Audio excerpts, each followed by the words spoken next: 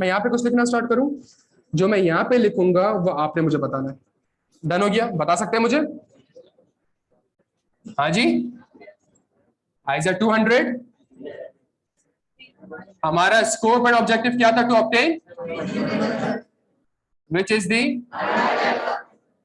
But it is not the, because हमारे पास कुछ और हमारे पास प्यारे बच्चों कुछ। डन हो गया? 4-5 लाइन। अच्छा, ये मैं नहीं लिख रहा, सही है। जहां हमने ये काम करा, अगला काम हमने क्या करा? अगला काम हमने करा आइजा 315, और हमने कहा obtain an understanding of environment including internal control. क्या यहाँ तक बात समझ आती है? और इंटरनल कंट्रोल क्या करता था? एरर और फ्रॉड को प्रिवेंट करता था, डिटेक्ट करता था और करेक्ट करता था। ये हमने पढ़ा था। ये जो मैं अंडरस्टैंडिंग ऑब्टेन करता था, इस अंडरस्टैंडिंग ऑब्टेन करने के लिए प्यारे बच्चों मुझे क्या परफॉर्म करने पड़ते थे? Risk assessment procedure. इससे मैं क्या आइडेंटिफाई करता हूं? इससे मैं रिस्क आइडेंटिफाई करता हूं और असेस करता हूं। ये बात समझ आती है? फिर उसके बाद हमने कॉन्सेप्ट पढ़ा था और फिर हमने कहा था ये जो असेसमेंट है ये नॉर्मल रिस्क भी हो सकती है, सिग्निफिकेंट। ये जो आप रिस्क आइडेंटिफाई कर रहे हैं ये एफएस लेवल पे भी हो सकता है और एक्सर्शन लेवल पे भी हो सकता है। यहां तक बात समझ आती है सबको?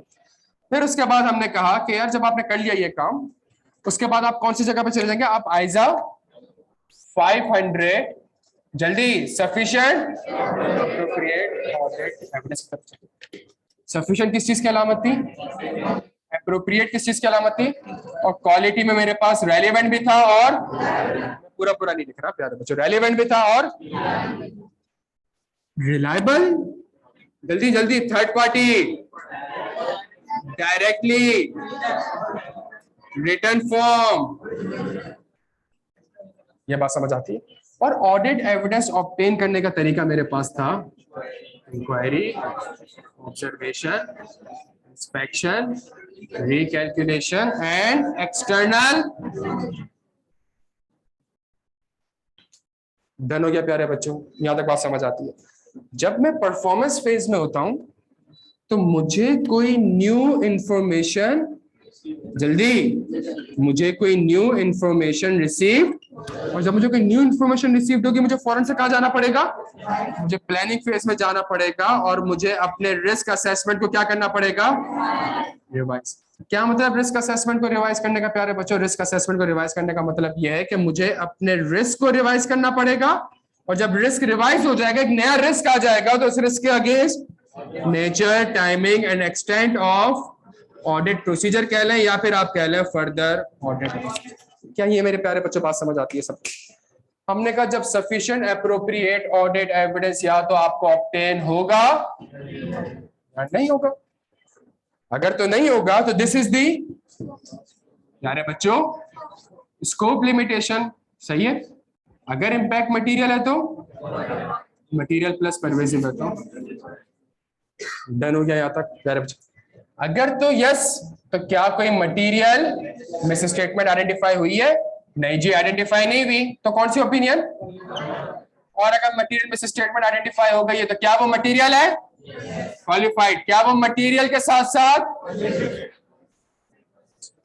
ये मेरे प्यारे बच्चों बात समझ आती है? ये सब बात समझ आती है?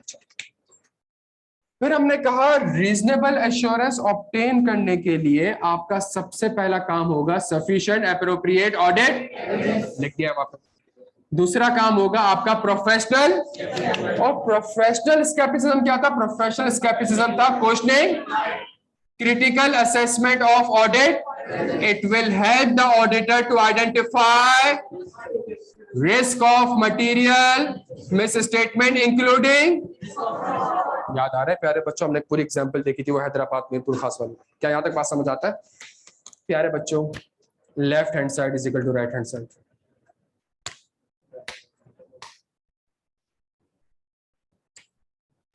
Left hand side is equal to, आप सोचिएगा, कभी कभी गौर से सोचिएगा और सुकून से सोचिएगा, अगर तो एक्सटर्नल कंफर्मेशन, सुनिएगा, इंक्वायरी के ऊपर कोई स्टैंडर्ड नहीं है, ये एज 500 के बाद अगला स्टैंडर्ड, इसके ऊपर कोई स्टैंडर्ड नहीं, इसके ऊपर कोई स्टैंडर्ड नहीं, इसके ऊपर कोई, किसके ऊपर स्टैंडर्ड आया? अबे हमने आयजा से पूछा, हमने कहा भाई जानी ये तो एक ऐसा प्रोसीजर है जिससे इतना जबरदस्त एविडेंस ऑब्टेन होता है, आप हमें क्या सिखा रहे हो? उसने कहा नहीं, आपका काम है कि आपने कंफर्मेशन को ऐसे डिजाइन करना है, सुनिएगा मेरी बात को, पूरा स्टैंडर्ड का आंसर जो जितना कुछ लिखा हुआ है एक लाइन में कवर होगा। वो लाइन क्या है? ऑब्जेक्टिव। पढ़े ऑब्जेक्टिव जल्दी से, छेदी छेदी जल्दी से ऑब्जेक्टिव पढ़े। टू डिजाइन, सुनिएगा मेरी बात, to design and perform external confirmation procedure in to obtain relevant and reliable audit evidence, full stop। ये एक लाइन से पूरा ऐसा कवर हो रहा है। अच्छा, ये लाइन भी कहां से आई? to perform external confirmation procedure in such a way to obtain relevant and reliable। 500 से उसने लाइन कॉपी करी और कहा कि जी, हमने कहा जानी कंफर्मेशन से तो बेहतरीन ऑडिट एविडेंस कोई है नहीं, आप मुझे क्या सिखा रहे हो कि आपने प्रोसीजर को, उसने कहा नहीं जानी, सुने मेरी बात, उसने कहा प्रोसीजर आपने ऐसे डिजाइन करना है और ऐसे, इससे रेलेवेंट रिलायबल ऑडिट एविडेंस तभी मिलेगा जिस तरह मैं आपसे कह रहा हूं और आप उसको यूज करेंगे, जिस तरह मैं आपसे कह रहा हूं और आप उसको उसी तरीके से डिजाइन करेंगे, उसी तरीके से। नहीं तो कंफर्मेशन आपको मिल भी जाएगी, थर्ड पार्टी से भी मिल जाएगी, डायरेक्टली भी मिल जाएगी, रिटर्न फॉर्म में मिल जाएगी, लेकिन उसके बावजूद वो रिलायबल ऑडिट एविडेंस तस्वुर नहीं की जाएगी। बिकॉज जैसे मैं आपसे कह रहा हूं कि आपने ऑडिट करना है, to conduct an audit in accordance with ISA, आप अगर उस तरीके से नहीं करोगे, you will be fail to obtain relevant and reliable audit evidence. हमने कहा नहीं समझ आ रहा, समझाएं। उसने कहा सुनो, कंफर्मेशन क्या करनी है? डिजाइन करनी। सही है। डिजाइन में सबसे पहली इंपॉर्टेंट चीज आपने कंफर्म क्या करवाना है, कौन से, अगर आप मेरे कस्टमर हैं तो 2 से 3 चीजें मैं कंफर्म करा सकता हूं। पहला, कौन सा सब्जेक्ट पढ़ रहे हो, दूसरा कितनी फीस पे करी है, तीसरा फीस कितनी, जल्दी जल्दी, फीस कितनी आउटस्टैंडिंग है, कितना आपका मजीद पेबल है, चौथा कोई सिक्योरिटी डिपॉजिट, कोई एडमिशन फीस, क्या ये चीजें आपको पता होना चाहिए कि आपने सामने वाले से कौन सी इंफॉर्मेशन कंफर्म करवाना है। अगर एक कंपनी का कस्टमर होता है तो कस्टमर से सिर्फ रिसीवेबल नहीं आ रहा होता, कस्टमर ने कोई ना कोई सिक्योरिटी डिपॉजिट भी दिया हुआ होता है, कस्टमर ने कोई एडवांस से पेमेंट भी। आपको पता होना चाहिए कि आप कौन सी इंफॉर्मेशन उससे कंफर्म करना चाह रहे हो। क्या यहां तक बात समझ आती है? दूसरी चीज, अगर मैंने सिल्क बैंक की कंफर्मेशन नेशनल बैंक को भेज दी और नेशनल बैंक से रिप्लाई भी आ गया, मैं आपको मजे की बात बताता हूं, और मैं कंफर्मेशन किसको भिजवा दूं?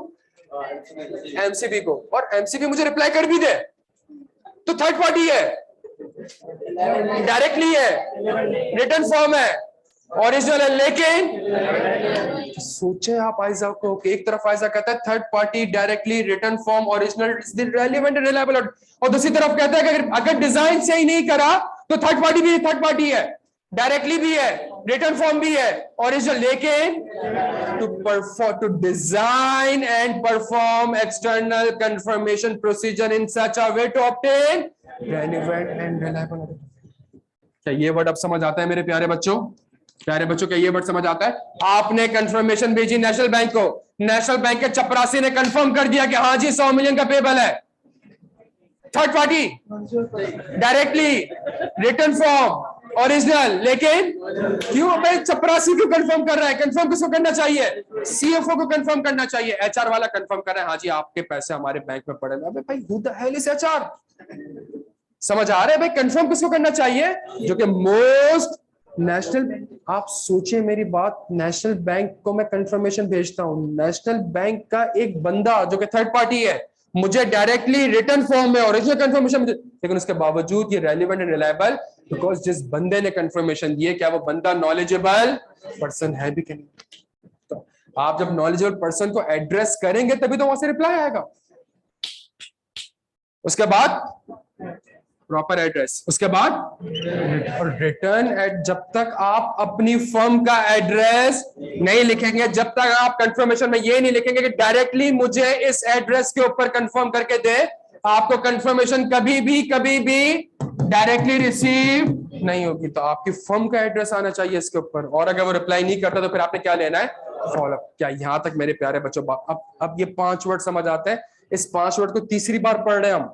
पहली बार लिखा, दूसरी बार पढ़ा, तीसरी बार समझा है, और अब जब समझा है तब तक कयामत आपको याद रहेगा। ये क्या ये बात समझ आती है?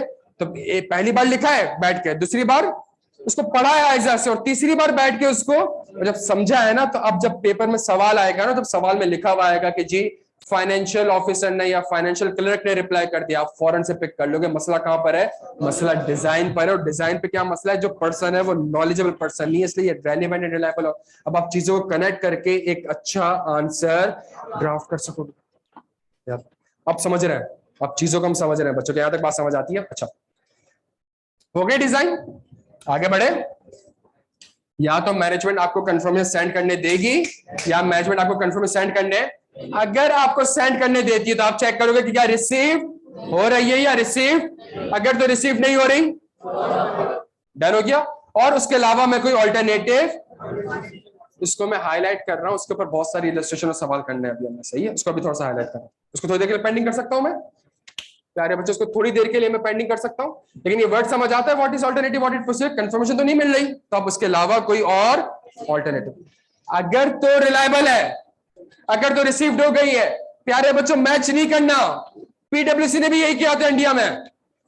सत्यम के केस में उसने कंफर्मेशन को क्या कर लिया, उसने मैच कर लिया। जहां उसने मैच किया उसने कहा बैलेंस मैच कर रहा है, यस $1 अरब एग्जिस्ट करता है, मैच नहीं करना था, चेक करना था कि क्या ये confirmation, to perform external confirmation procedure in such a way to obtain relevant and. तो प्यारे बच्चों ऐसा कैसे हो सकता है कि आइजा आपको रिलायबल के ऊपर कोई बात ही ना करे, जब ऑब्जेक्टिव स्टैंडर्ड का ये है कि आपने कंफर्मेशन को ऐसे परफॉर्म करना है कि आपको रेलेवेंट एंड रिलायबल। तो ऐसा कैसे हो सकता है कि आइजा आगे जाकर रिलायबिलिटी की बात ही ना करे। और आइजा 505 की क्या औकात क्या, मुझे बताया कि रिलायबल क्या है, किसकी औकात है?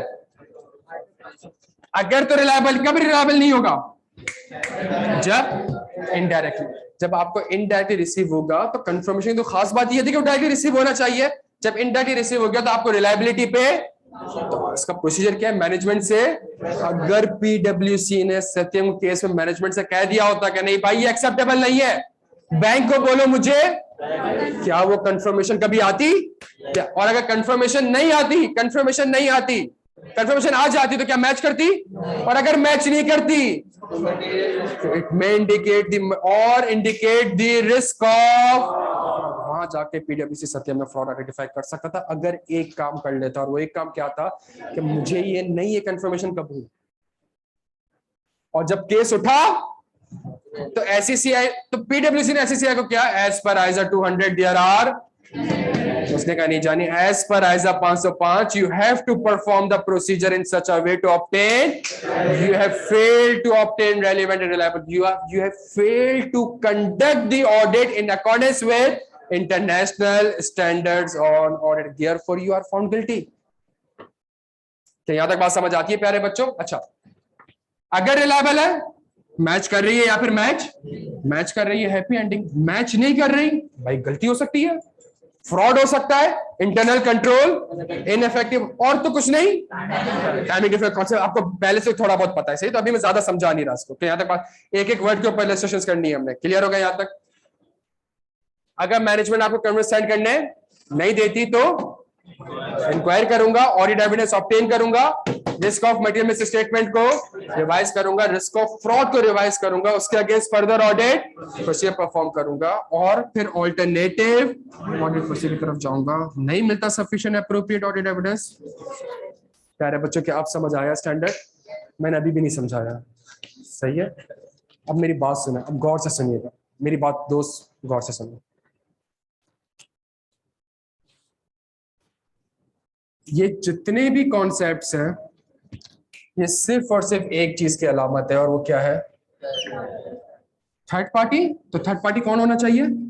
जल्दी, डायरेक्टली रिसीव होनी चाहिए, तो आपका आपका रिटर्न एड्रेस। आप समझ रहे हैं, ये जो वर्ड्स वहां पे मैं लिख रहा हूं प्यारे बच्चे, वर्ड्स आ कहां से रहे, वो थर्ड पार्टी क्या होनी चाहिए ना, जब डायरेक्टली आनी तो डायरेक्टली आएगी कैसे, जब आप उसका रिटर्न एड्रेस का। यहां तक मेरे प्यारे बच्चों बात समझ आती है? अच्छा, अगर तो रिसीव्ड हो जाती है या तो रिलायबल होगी या रिलायबल। प्यारे बच्चों ये इनडायरेक्टली का वर्ड कहां से आया है? जब डायरेक्टली होगी तो जल्दी रिलायबल होगी, तो रिलायबल कब नहीं होगी? इनडायरेक्टली होगी। कि यहां तक बात समझ आती है? तो जब इनडायरेक्टली है और उसको रिलायबल करना है तो क्या करूंगा, मैनेजमेंट से रिक्वेस्ट करूंगा कि मुझे डायरेक्टली कंफर्मेशन भेज दो। मुझे यहां तक बात समझ आती है? सुनिएगा मेरी बात को। अच्छा,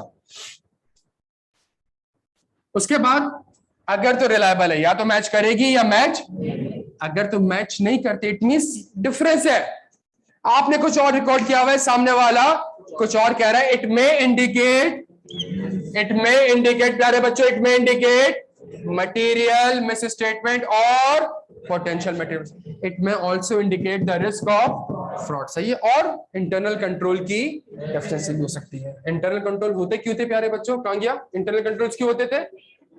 एरर और फ्रॉड को, तो अगर एरर है तो कंट्रोल प्रिवेंट नहीं कर सके, फ्रॉड है internal controls prevent. It means internal control आपके इफेक्टिव नहीं है, इंटरनल कंट्रोल्स आपके इनइफेक्टिव है। यहां तक बात समझ आती है प्यारे बच्चों?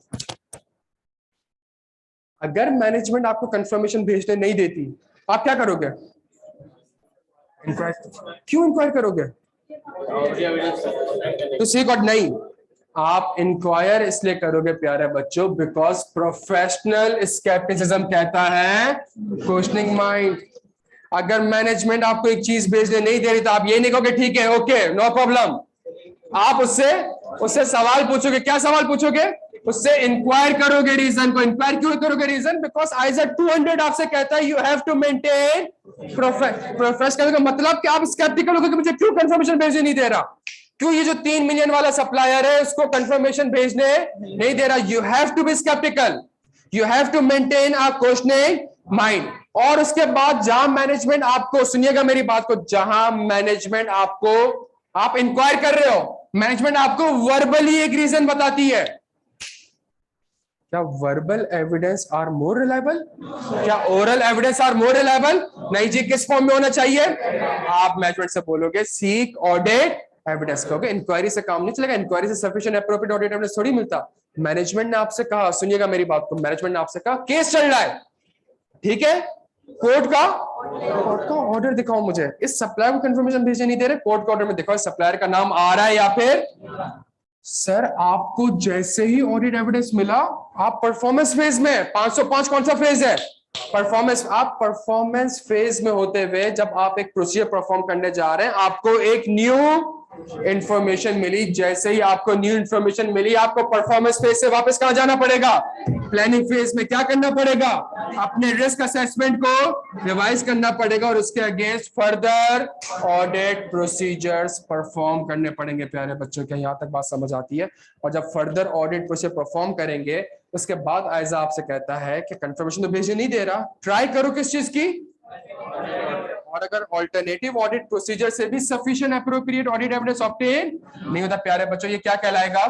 ये क्या कहलाएगा प्यारे बच्चों? ये स्कोप लिमिटेशंस कहलाएगा। आप सोचें एक ऐसा आइजा हमने स्टार्ट किया है पहला जिसके अंदर सारे आइजाज मिल रहे हैं, और अगर हम बेसिक कॉन्सेप्ट नहीं पढ़ते, चीजों का ओवरव्यू नहीं लेते, आप सोचें हम क्या कभी कुछ आइजा पढ़ने की पोजीशन पे होते हैं? ये 6ठी क्लास है या 7वीं क्लास है प्यारे बच्चों?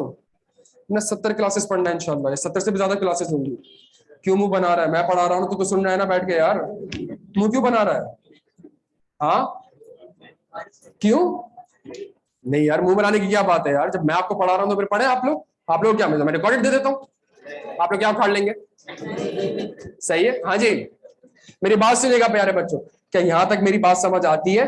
तो जो हमने पिछली क्लासेस में पढ़ा था ये सारी की सारी चीजें यहीं पे, ऐसा कैसे हो सकता है कि आईएसओ 200 आपसे कह रहा है कि आपने प्रोफेशनल स्केप्टिसिज्म मेंटेन करना है, और ऐसा कैसे हो सकता है कि आगे जाके आइजास में प्रोफेशनल स्केप्टिसिज्म का कॉन्सेप्ट ही एप्लीकेबल ना हो? आप सोचिएगा कभी मेरी बात ही है।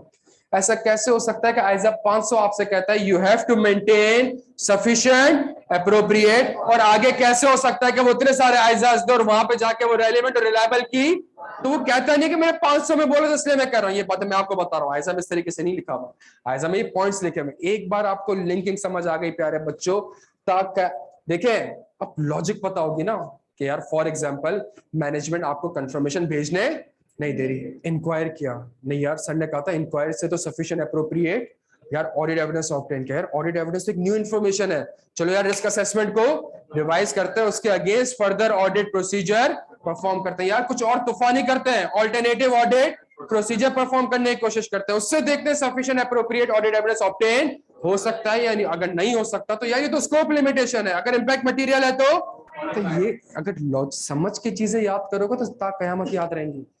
सिर्फ बैठ के अगर रट्टा लगा ले आप, अगर स्टार्टिंग में आते इस तरीके से कि आधा पौना घंटा बैठ के याद कर रहे हैं, डायग्राम पहले से बना के रखता मैं और आपको कहता भी हम यहाँ पे, फिर हम यहाँ पर हैं, फिर पहले से लाइट मारता, तो मैं यूं कर, आपको स्ट्रक्चर ही समझ नहीं आता कभी ऐसा का यार। आप समझ रहे, आप चार्टर्ड अकाउंटेंट बनने जा रहे हैं, आप चार्टर्ड अकाउंटेंट बनने जा रहे हैं, डायग्राम में वो बनाता है जो जिसको कंफ्यूजन होगा बीच में भूल ना जाओ, सही है, तो ये चीज हमेशा याद रखेगा मेरे प्यारे बच्चों। आप जब तक स्टेप बाय स्टेप नहीं चलेंगे चीजों के ऊपर, आप कभी भी आइजा को समझ नहीं पाएंगे वो चाह क्या रहा है आपसे। अब आप पढ़े ऑब्जेक्टिव, अब आप सोचे मेरी बात, एक चीज एक वर्ड आप देखें, ऑब्जेक्टिव पढ़े, design and perform to obtain relevant and, सोचे कितना भारी अल्फाज है ये, इस एक लाइन के ऊपर पूरा आइजा कवर्ड हो रहा है, कितना कितना ऑब्टेन है तो रेलेवेंट रिलायबल के लिए काम करो, कंफर्मेशन भेजी रिसीव्ड तो चेक करो कि रिलायबल, उसके बाद वाली लाइन देखें, what is evaluating the evidence, the audit shall evaluate whether the result of the external confirmation procedure performed provide relevant and or whether जल्दी और whether further audit evidence is necessary। आप सोचें कितने दो ये अल्फाज खतरनाक है कि पूरा आइजा इसमें समेट रहे हैं। जब तक स्टैंडर्ड का ऑब्जेक्टिव आपको क्लियर नहीं होगा प्यारे बच्चों, आप कभी भी स्टैंडर्ड पढ़ ही नहीं सकेंगे, आपको पता ही नहीं होगा कि मैं पढ़ क्यों रहा हूं।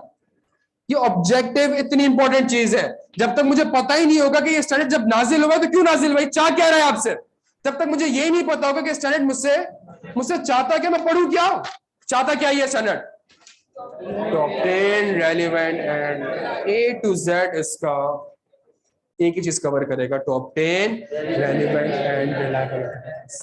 मेरी बात सुनिएगा,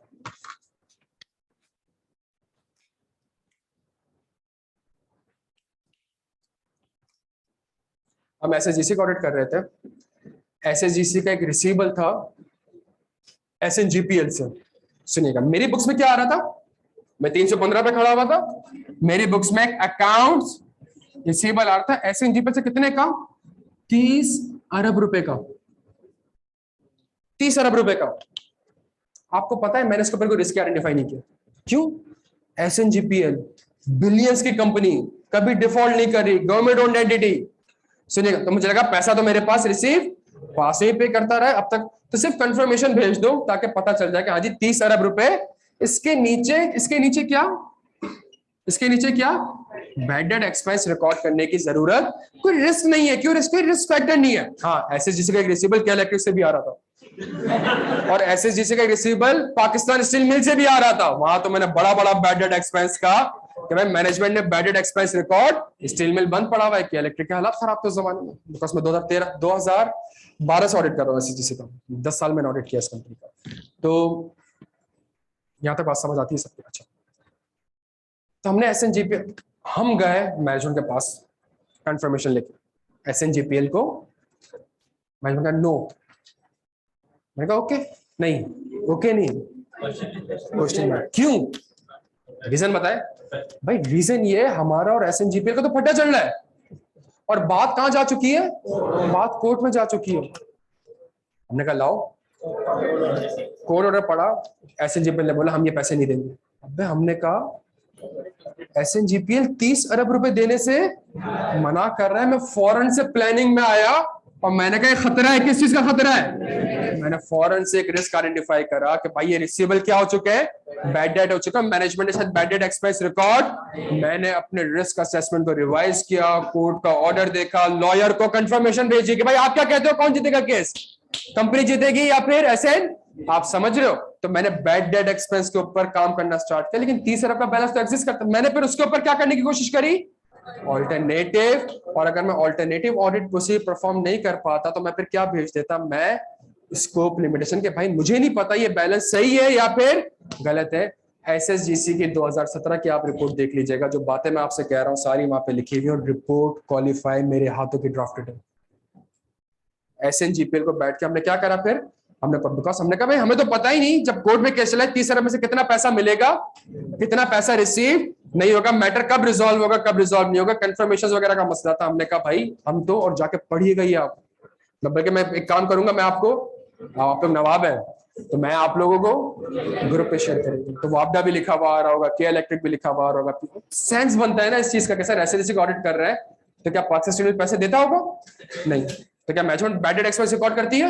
नहीं करती, तो हमने क्वालिफाई करी है। तो यहां तक बात समझ आती है प्यारे बच्चों? तो अब ये बात समझ आती है आपके? अच्छा, इस सारी डायग्राम में ये क्लियर है मेरे प्यारे बच्चों? ये समझ आती है बात? इस सारी डायग्राम में मेरे प्यारे बच्चों ये वाला बॉक्स क्लियर है आपको?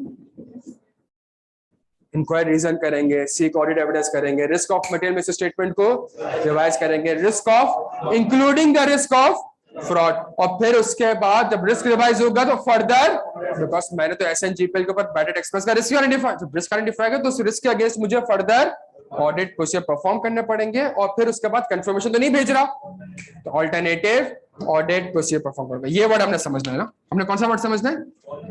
बाकी क्लियर है मेरे प्यारे बच्चों? ये भी क्लियर होना चाहिए, ये भी क्लियर होना चाहिए, ठीक हो गया? अगर रिलायबल नहीं है प्यारे बच्चों, क्या ये कॉन्सेप्ट क्लियर है आपको? कब रिलायबल नहीं होगा? इलेक्ट्रॉनिक मीडियम में होगा या आई थर्ड पार्टी से, लेकिन आपको शक हो रहा है कि कंफर्मेशन थर्ड पार्टी से नहीं है। क्या यहां तक बात समझ आती है? अगर तो रिलायबल है तो या तो मैच कर रहा होगा या मैच, अगर तो मैच कर रहा है तो हैप्पी एंडिंग, इसमें कोई मसला मेरे प्यारे बच्चों। अगर मैच नहीं कर रहा, गलती भी हो सकती है, फ्रॉड भी हो सकता है, भाई कंट्रोल कहां गए, सही है, और कुछ नहीं, इसके ऊपर थोड़ा सा टाइम लगाते हैं हम थोड़ा सा ऑल्टरनेटिव ऑडिट प्रोसीजर के ऊपर टाइम लगाते हैं। क्या यहाँ तक बात समझ आती है मेरे प्यारे बच्चों? इसको मिटा सकता हूं मैं या नोट करना है कुछ?